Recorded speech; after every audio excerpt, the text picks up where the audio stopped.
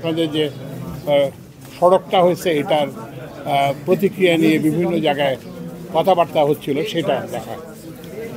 তো এটার ব্যাপারে সরকারের সিদ্ধান্ত হচ্ছে যে এই সড়কটা হয়ে গেছে, তো এখন এটার ভালো মন্দ নিয়ে আমরা আর বিতর্ক করব না, কিন্তু এইটার ফলে সৃষ্ট যেসব অসুবিধা সৃষ্টি হয়েছে সেগুলোকে আমরা সমাধান করার চেষ্টা করব।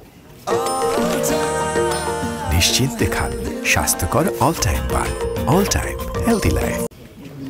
তো এখানে আলোচনার সময় সবার সঙ্গে তো আমাদের কথা হলো, এখানে কতগুলো কথা উঠে এসছে। একটা হচ্ছে জেলার সঙ্গে সংযোগ, কিশোরগঞ্জ জেলার সঙ্গে সংযোগ, এবং আরেকদিকে সিলেটের সঙ্গে সংযোগ। তো আমরা এটাকে অগ্রাধিকার ভিত্তিতে এটাকে আমরা পরিকল্পনা এখন থেকে অন্তর্বর্তীকালীন সরকারের আমরা ঢাকায় বসে কোনো পরিকল্পনা করব না।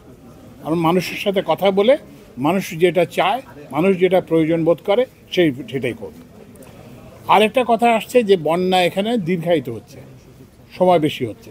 তো এইটার যেটা কারণ সেটা হচ্ছে যে ড্রেজিং হচ্ছে না, নদীগুলোতে পলি জমতেছে, সেটা হচ্ছে না।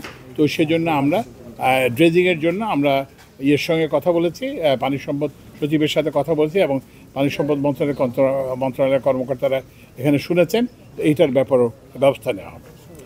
আরেকটা সমস্যা হচ্ছে যে এই রাস্তা হওয়ার ফলে জমিতে বালি আসছে এবং আগাছা। তা আমরা ওই কৃষি সচিবের সাথে কথা হয়েছে, আমি কৃষি উপদেষ্টার সঙ্গে যে কথা বলবো যে এইটা কিভাবে একটা সমাধান করা যায়।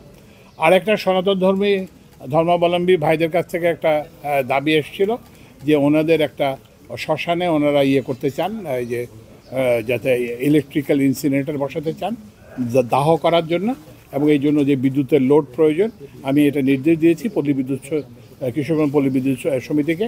এটা ইনশাআল্লাহ আগামীকাল এবং সবচেয়ে বেশি হচ্ছে পরশুর মধ্যে এটা এই সংযোগটা প্রদান করা হবে। আচ্ছা, আরেকটা কথা আসছে যে একটা সেচ প্রকল্প করা যায় কিনা। তো এটাও আমি ওই যে ইয়ের সঙ্গে পানি সম্পদ মন্ত্রণালয়ের সঙ্গে আলাপ করে করবো।